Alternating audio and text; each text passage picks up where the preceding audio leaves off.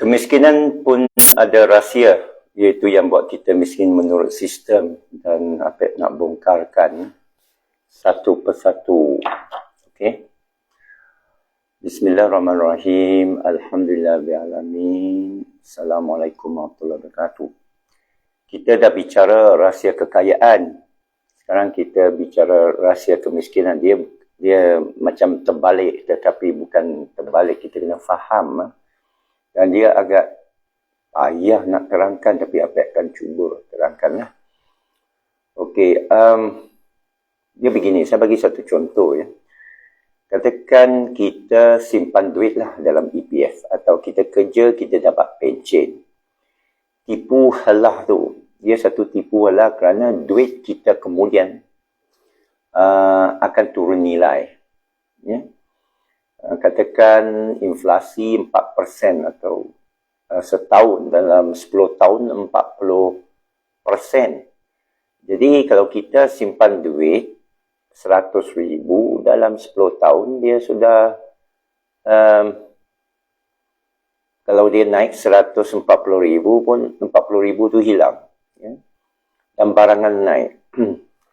Jadi sistem ini cuba tipu kita untuk tidak lakukan yang sebenarnya, iaitu berdagang, menjadi usahawan. Dia nak kita jadi hambanya. Jadi iklan itu akan tunjuk, awak pergi sekolah, nanti awak akan berjaya. Sebenarnya menipu kita kerana sistem sekolah ni sedut duit kita. Kita bayar cukai, dan kerajaan membiayai cikgu-cikgu sistem sekolah dengan bajet yang terlalu banyak. Terlalu lumayan dihabiskan untuk mencipta hamba-hamba. Graduan-graduan universiti sebenarnya adalah hamba-hamba. Mereka rasa macam mereka kaya, tapi mereka kerja untuk orang lain. Macam Bill Pagar pernah kata, kalau you drop out, you jadi macam dia. Kalau you tak drop out, you jadi graduan universiti, you kerja untuk orang macam dia. Mana awak jadi hamba Bill Pagar. Ya? Jadi seseorang bila masuk sistem sekolah saja, dia sudah mula direkrut, diambil dan dilatih jadi seorang hamba yang sempurna, hamba yang taat. Ya? Sehingga dia dah terlalu lanjut umur dia, lepas akhir balik, umur 22, 23 baru graduate, dia dah lupa macam mana hidup berdikari. Dia dah tak tahu macam mana jadi usahawan. Bagi orang, kaum Apek yang kecil lagi jadi usahawan, Apek sudah round dunia, jadi Apek adalah boleh cerita dari pengalaman sendiri. Orang yang belajar daripada kecil, budak-budak berniaga dan sebagainya, mereka jadi kaya. Dan mereka tak perlu sijil. Dan mereka cerdik. Dan mereka berbahasa, mereka ada akhlak. Mereka pun ada sikap. Dan mereka ada keberanian, keyakinan. Ini tidak ada pada graduan. Yang tak. Dan juga mereka dapat berfikir. Pada graduan tak boleh berfikir, tak boleh bercakap. Masa interview, kebanyakan resume mereka copy-paste. Mereka ambil biodata mereka, mereka tiru saja. Sama ada cikgu bagi ke kawan bagi. Dan mereka hanya tukar nama mereka. Cuba tengok resume setiap budak yang keluar daripada universiti, tak kira mana. Dia akan tulis interpersonal skill. Adalah sedikit command of English. Tarut tu. Sepatah pun tak boleh cakap. Ya? Apa skill, apa sikap. Semua bohong. Jadi mereka keluar dengan satu sijil palsu, tak dapat kerja. Selama 2 tahun mereka tak ada pengalaman. Siapa yang ambil kerja mereka tu bab kesian lah. Dan kalau mereka kerja pun, hanya merugikan beras saja. Ya? Lepas 2 tahun, dah belajar sikit, mereka lompat pula. Jadi siapa majikan yang mula ambil mereka itu kurang bernasib baiklah.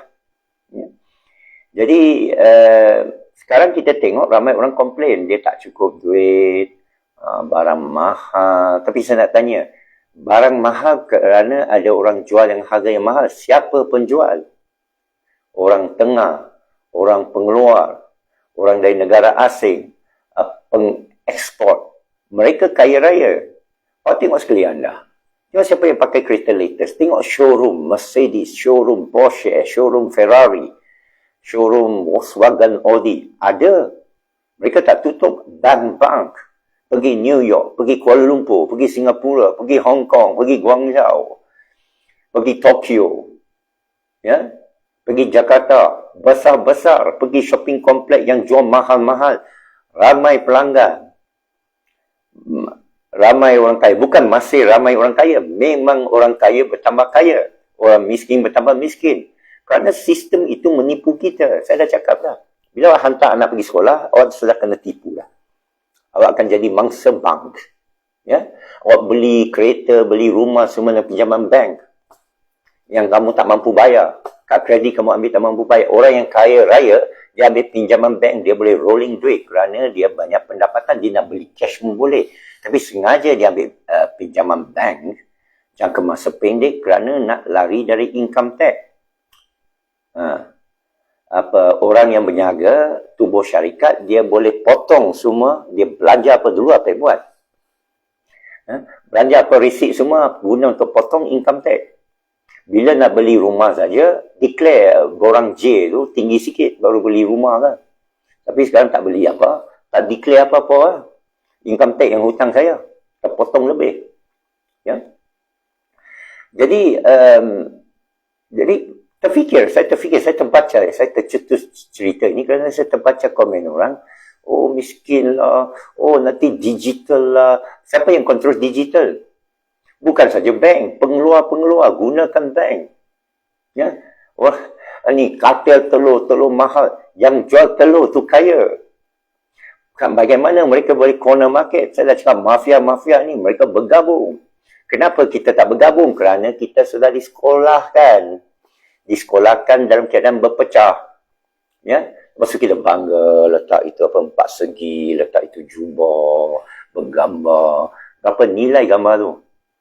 Boleh dapat kerja ke? Jamin pekerjaan ke?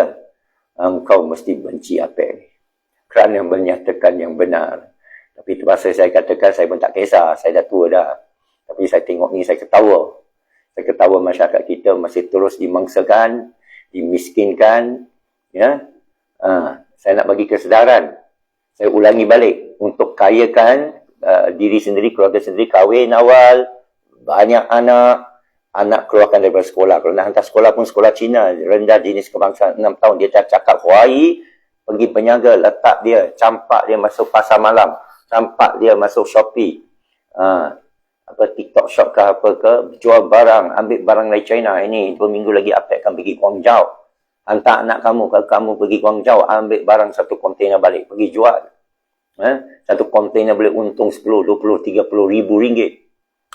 Dah dapat duit itu, jangan joli lagi. Pergi balik lagi. Pergi Madras, pergi Bombay. Pergi Bangladesh. Banyak barang. Pergi Jakarta, pergi Bandung. Banyak barangan kamu boleh ambil. Saya dah pergi. Saya dah orang dunia. Kain. Orang ambil dari Bandung, pergi jual ke Jakarta. Bunga orang ambil dari Bandung. Saya sebut Bandung kerana saya ulang alik Bandung ke Jakarta. Ulang alik Jakarta, Bandung, Sun Selakaya. Ulang alik Penang ke Medan. Kedah ke Medan. Sudah kaya. Ya, bawa bawang putih pergi Medan, lepas tu bawa kayu manis daripada Aceh balik kepada Penang, sudah kaya. Masa saya di dalam feri daripada Pulau Bentang ke Situalang Laut Johor Bahru, dalam feri itu belakang saya terdengar seorang bangsa Cina, tapi di Indonesia kan lah. Orang Cina sana nama Indonesia, tapi kita tengok wajah dan cara dia, kita tahu dia Cina. Dan dia bawa satu beg cashew nut ke kacang cashew ke pistachio ke almond ke. Dan dia beritahu orang sebelah tu. Jadi saya pendengar saja, saya dengar mengintip dan telinga saya. Dia kata dia mau cari ada disco ke, kelab malam ke di Johor Bahru ke, dia mau Eda ni kacang secara percuma bagi orang rasa, dan dia tawarkan harga, dan kalau murah dia pergi balik Indonesia dan dia pergi jual balik. Dia pergi balik Indonesia, dia datang balik Malaysia, dia akan jual. Ini cara orang jadi kaya. Ya, saya pernah masa duduk di Kuang, mula-mula dulu, jiran baru saya, keluarga Kelantan. Satu cik, satu pocik. Suami isteri dengan anak dara mereka, 3 orang. Mari sewa sebelah sana dengan periuk mereka, dengan belanga mereka. Saya pun tanya mereka, dari mana? Kelantan. Pasir Meh ke mana ke lupa lah. Ada saudara sini ke? Dok, buat apa? Jual nasi daging. Jual nasi kerabu lah. Mereka akan masak pergi tepi jalan, jual, tak kenal orang. Lepas 1-2 minggu, kalau tak laku, mereka pindah pergi tempat lain. Itu dekat 20 lebih tahun dulu. Saya percaya hari ini kemungkinan mereka berjaya. Tapi saya nak kata ini nisbah mereka berjaya. Orang Kelantan, orang Minang, orang Padang, orang pendatang. You tengok di Sungai Buloh. Siapa yang kaya? Aceh Bangla. Orang tempatan kita dapat gerai, sewa dari majlis bandaran ke apa, 300 ke 500 ke, sewa keluar balik 1,000, 2,000, 3,000 pada orang Aceh, orang Bangladesh. Kenapa mereka boleh sewa tinggi? Kerana mereka hidup begitu. Mereka sudah biasa begitu. Mereka tahu mana ambil barang. Sana kandang lembu. Orang Bangla 1,000 lembu, 2,000 lembu. Orang kita 10 ekor pun tak mampu. Why? Kenapa? Cara hidup mereka. Pendatang itu tak ada sijil, tak boleh kerja sini, tak ada IC, tak ada apa subsidi diberikan, tidak ada peruntukan. Mereka usaha sendiri. Ya, usahawan tu yang kaya. Mereka yang beli barang cash. Mereka sembelih lembu mesti pilih, adat mereka mesti pilih lembu yang besar-besar. Ya. Kita yang makan gaji semua, menunggu mereka memberikan ini. Pihak berkuasa kita suka kerana boleh cukai masuk poket. Itu cara hidup kita pun selama ini dan selama-lamanya. Sentiasalah kita miskin. Ya, jadi apa yang sudah beritahu rahsia kemiskinan, why you are poor. Okey, jangan kata orang tak beritahu dan jangan komplain. Saya tak apalah, saya tahu saja tengok orang harga barang naik, siapa yang naikkan? Siapa yang untung? Orang yang naikkan harga barang.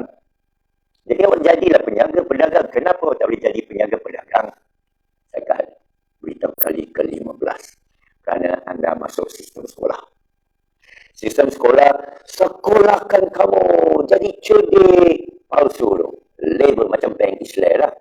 Patuh syariah, mudah kena tipu. Mazhab lagi satu mazhab. Imam mazhab. Sebenarnya imam tu tidak cipta mazhab. Dia pun tak gelar diri dia imam. Pendeta-pendeta lepas itu ambil tulis al-um, kata Imam Syafi'i punya. Tulis risalah, kata Imam Syafi'i punya.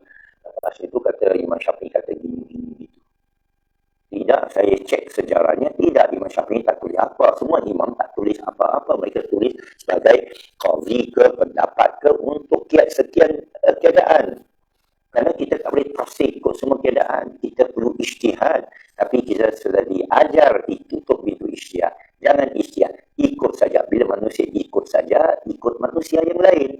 Jadi hamba Tuhan bagi Al-Quran bebaskan manusia. Min dunihi, kamu tidak ada pengantara antara kamu dengan Allah. Kamu bebas, kamu kaya. Allah kayakan kamu.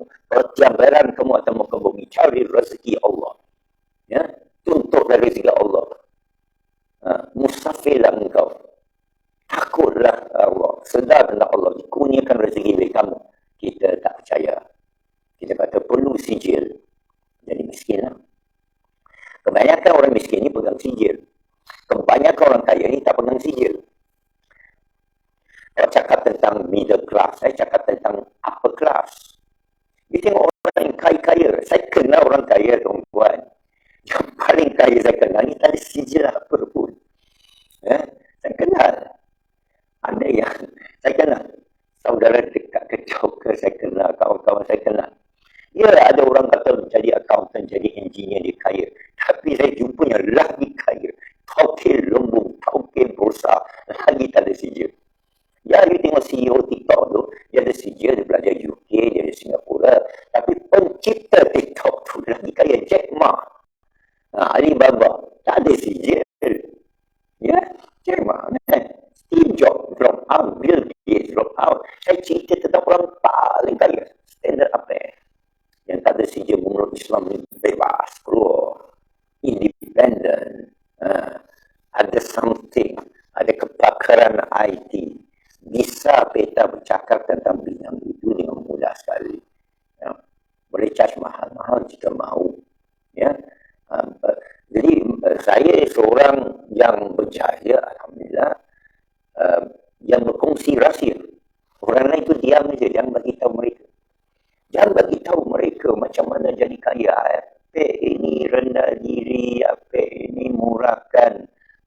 ceramah, beritahu orang rahsia, tapi mana masalahnya orang tak percaya. Masalahnya manusia ini sudah dipropaganda kepala otak dia, tak mau percaya. Kerana mentah-mentah Apek tak bawa Mercedes.